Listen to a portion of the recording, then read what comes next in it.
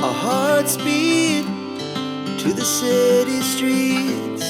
We began to feel the fire.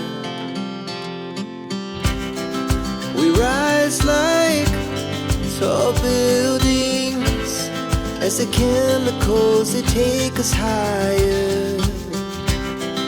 The night's young and it's just begun as she puts her hand in mine. We wanna chase the night, wanna dance to the light, pull the stars from the sky, just two hearts.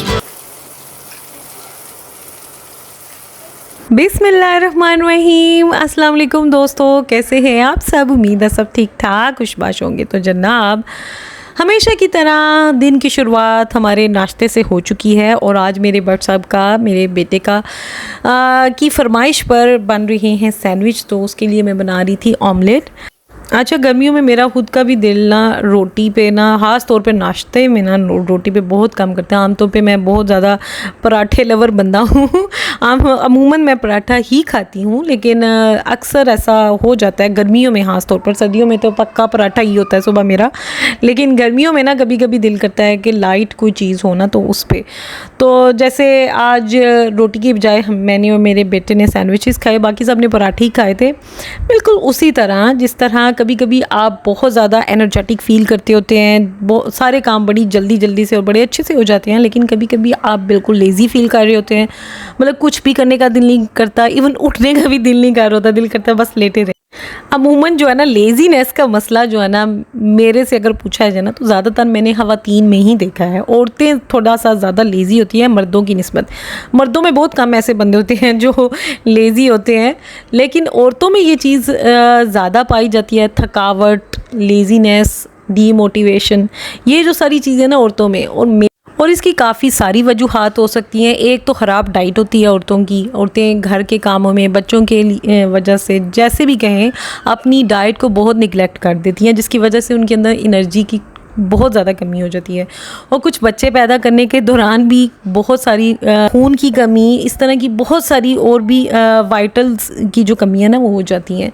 सो उस वजह से भी lazy feel होता है, और इस वजह से ज़्यादातर ख़वातीन ना, मैंने उनको डीमोटिवेट देखा है। तो आज हम इसी टॉपिक पे थोड़ी सी डिस्कशन करेंगे। अच्छा, यहाँ पर अम्मी की थेरेपी चल रही थी, फिज़ियोथेरेपिस्ट आते हैं हमारी तरफ, तो अम्मी की थेरेपी चल रही थी और उस तरफ मेरी अपनी थेरेपी चल रही थी। एक्चुअली आज ना मैंने एक कारपेट क्लीनिंग करनी थी अपने एक रूम की, और दूसरे रूम की मैंने दूसरे दिन के लिए छोड़ दी है, क्योंकि ये काफ़ी एक टफ़ काम होता है और काफ़ी टाइम टेकिंग काम होता है। इस वजह से मैंने सोचा कि पहले एक रूम की करूँगी तो फिर दूसरे रूम की करूँगी।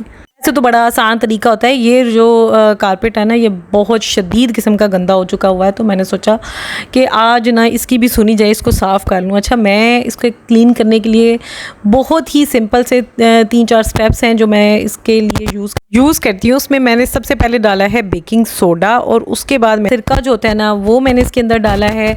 इसके अंदर फ़िनाइल मैंने थोड़ा था, और शैम्पू डालें या सर्फ डालें, एक ही बात है, खुशबू के लिए डालना है आपने। सो बस और पानी जो है ना, वो नीम गर्म जो है ना, वो इसके अंदर मैंने यूज़ किया। इससे ना बहुत ही जल्दी ये जितने भी दाग थे ना, वो उतर गए थे। ये भी मैंने इंटरनेट से ही देखा था, और मैं दूसरी तीसरी बार ये तरीका यूज़ कर रही हूँ। बहुत ही आसान और टिकाऊ जो है ना, वो मुझे ये लगा, और मेरे लिए बहुत काम किया है ये। सो आप भी ज़रूर ट्राई कीजिएगा। आज आपके साथ में अपने कुछ रूल्स शेयर करती हूँ जो मैंने अपने लिए सेट किए हुए हैं, अपने आप को मोटिवेट रखने के लिए, अपने आप को डीमोटिवेशन से बचाने के लिए। अच्छा, सबसे पहला तो होता है जी गोल को सेट करना। आपके पास एक गोल हो जिसको, और वो भी ऐसा जो मैनेजेबल हो। ऐसा गोल अपने लिए कभी सेट ना करें जो आप पूरा ना कर सकें, ऐसा ही सेट करें जो आपको पता हो अपनी सलाहियत के मुताबिक है, आप वो कर सकती हैं। और मेरा तो मानना यह है कि गोल जो है ना, उनको आप छोटे छोटे अगर गोल्स रखें ना, तो वो आप ज़्यादा बेहतर तरीके से अचीव कर सकती हैं। मुझे ही देख लें, मेरे दोनों कमरे के मैंने कारपेट साफ़ करने थे, लेकिन आज के लिए मैंने एक कारपेट रखा है और दूसरे दिन के लिए मैंने दूसरा कारपेट रख लिया। करने को तो मैं दोनों भी एक दिन में कर सकती थी, लेकिन उससे क्या होता, मुझे थकावट बहुत ज़्यादा हो जाती, मैं बहुत चिड़चिड़ी हो जाती और मेरे अंदर बाकी किसी काम की ताकत ना रहती। सो मैंने अपनी ताकत को देखते हुए ही मैंने अपना गोल सेट किया और जो कि मैं मैनेज कर सकती थी। सो ऐसे गोल्स को सेट करें जो मैनेजेबल हों। और फिर एक इंसान हमारे अंदर एक चीज़ हो जाती है, परफेक्शन। ये जो चीज़ है ना, ये बहुत बुरी चीज़ है कि दूसरों को दिखाने के लिए ना, खुद को परफेक्ट ज़ाहिर करने के लिए अपना बेड़ा गर्क कर लेना। ये औरतों में एक बहुत होती है कि लोग, ख़ास तौर पे ये चीज़ें आती हैं जब नई नई शादियाँ होती हैं ना, तो जो ख़वातीन होती है ना, वो इम्प्रेस करने के लिए दूसरों को ना अपने जान को अज़ाब में डाल लेती हैं और कोई हाल नहीं छोड़ती, काम कर कर के ही। कई बार ऐसा होता है कि लोग इम्प्रेस नहीं होते। जो है ना परफेक्ट, जो है ना वो अल्लाह की ज़ात है और परफेक्शन उसी पे सूट करती है। इंसान है हम लोग से गलती भी हो सकती है, हम थक भी सकते हैं। सो परफेक्शन जो है ना वो अपने अंदर ना ढूंढना छोड़ दें, बस अपना 100% दें, जिससे आपका दिल और दिमाग जो है ना मुतमईन हो, तो बस वो ही परफेक्शन है। अच्छा, एक और बहुत बहुत ही इम्पोर्टेंट जो चीज़ है ना, जो मेरे अंदर मैं समझती हूँ कि मेरे ट्रेट्स में से एक है, मतलब कि मुझे मेरी पर्सनालिटी में ये एक चीज़ बहुत अच्छी लगती है कि मैं काफ़ी पॉजिटिव किस्म का बंदा हूँ, मेरा दिमाग बहुत पॉजिटिव है। अच्छा, मैं सच बोलूँ ना तो घर में सबसे ज़्यादा कूल जो माइंड है ना वो मेरा है। हालांकि ऐसा शुरू से नहीं था, लेकिन अब मुझे ऐसे लगता है कि आहिस्ता आहिस्ता ग्रेजुअली कि मैंने खुद को इस काबिल बनाया है कि मेरा जो अभी जो दिमाग है ना वो बहुत ज़्यादा पॉजिटिव है, और ये बहुत बड़ी एक चीज़ है आपके मोटिवेटेड रहने में। अच्छा, लोगों का काम जो है ना वो बातें करना ही होता है। लोगों की बातों पे जाएंगे ना तो आप कभी भी मोटिवेटेड नहीं रह सकते, मोटिवेट नहीं हो सकते। कोई भी किसी को मोटिवेट करके खुश नहीं होता। सो इसके लिए आप जो है ना, सबसे बड़ी जो चीज़ है ना वो आप खुद हैं।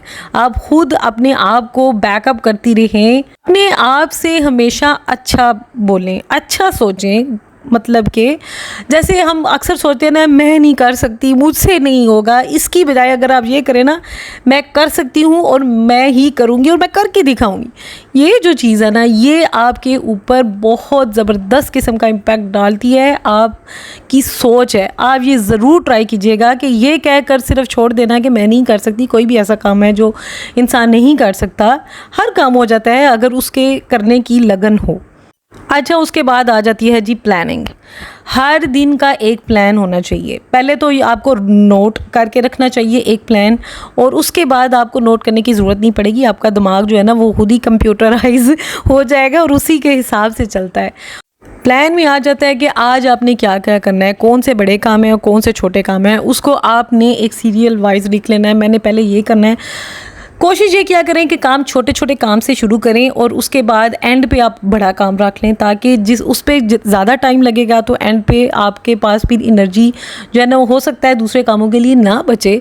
सो उसके लिए एक प्लान की बहुत ज़रूरत होती है, और उसके हिसाब से आपने टाइमिंग भी सेट कर लेनी है कि इस काम पे मेरे अंदाजे से इतना टाइम लगेगा। आपको अपनी सलाहियतों को पता होता है, इंसान को पता होता है कि वो कितने टाइम में कौन सा काम कर सकता है, तो उस लिहाज से ना अपने लिए एक टाइम भी सेट करें कि इतने टाइम में मैंने ये काम करना है। उसमें फिर ये होता है कि आप वो के अंदर एक लगन रहती है कि मैंने इस काम को पूरा करना है। जैसे म्यूज़िक चेयर होती थी ना, मतलब एक गेम समझ लें, इसको एक गेम समझ के करेंगे ना तो बंदा फ़न में ये काम करता रहता है और आपके सारे काम भी पूरे हो जाते हैं और आप बोरियत फील नहीं करते। किसी भी काम को ना फ़न की अगर शक्ल दे दी जाए ना, जैसे कि अगर आप किसी काम में बोर हो रहे हैं ना तो थोड़ा सा म्यूज़िक लगा लें, तो इससे क्या होता है, मेरे लिए ये थेरेपी काम करती है। जब मैं बोर हो जाऊँ ना, या मैं अकेली हूँ घर पे कोई और ना हो, तो फिर मैं ऐसे करती हूँ कि म्यूज़िक लगा लेती हूँ। अमूमन मुझे ज़रूरत नहीं पड़ती, लेकिन अक्सर ऐसा होता है कि अगर मैं अकेली हूँ घर पे, जैसे कि भाभियाँ गई हुई थी ना तो मैं काफ़ी बोर हो रही थी,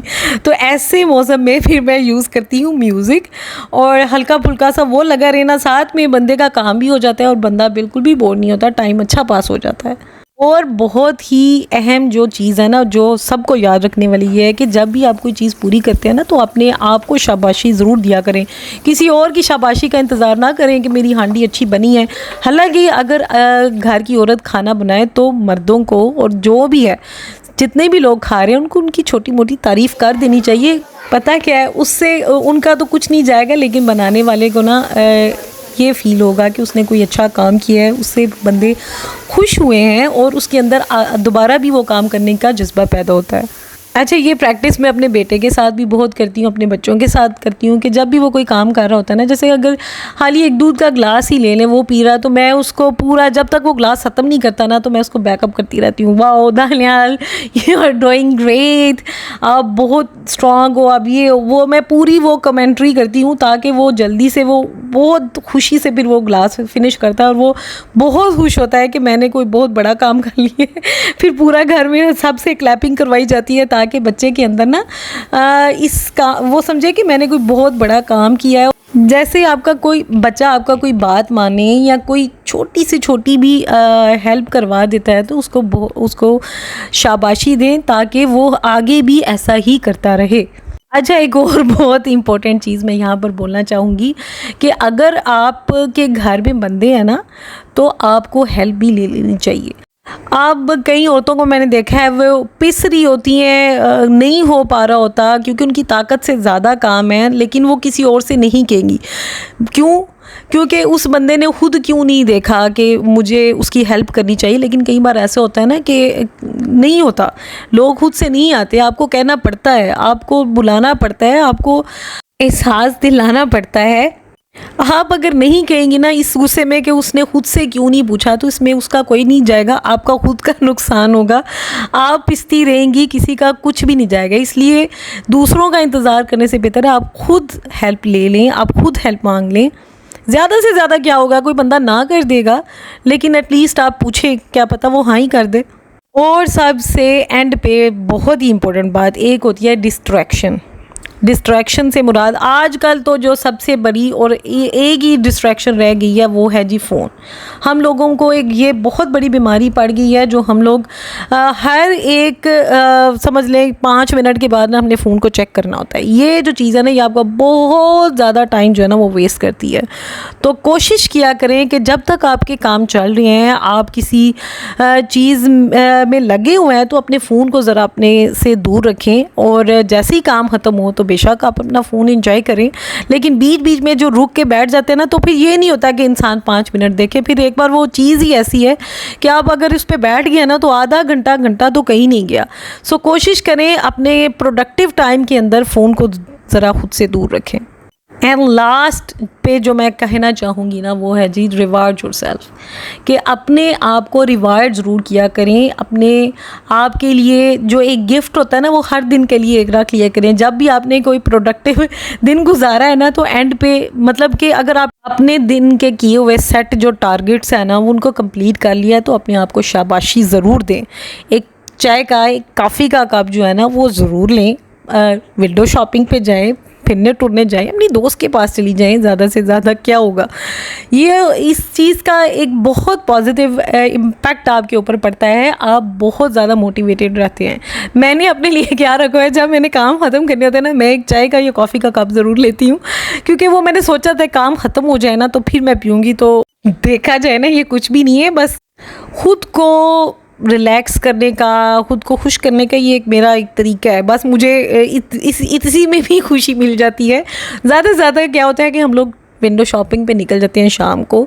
सो बस ये छोटी छोटी सी चीज़ें हैं जो मुझे मोटिवेट रखती हैं, मेरी बहुत हेल्प करती हैं। तो चलिए जनाब, आज के लिए सिर्फ इतना ही। उम्मीद करती हूँ आपको वीडियो अच्छी लगी होगी। वीडियो अच्छी लगे तो वीडियो को लाइक ज़रूर कीजिएगा, दुआओं में ज़रूर याद रखिएगा। इंशाल्लाह फिर मिलते हैं। अल्लाह हाफिज़।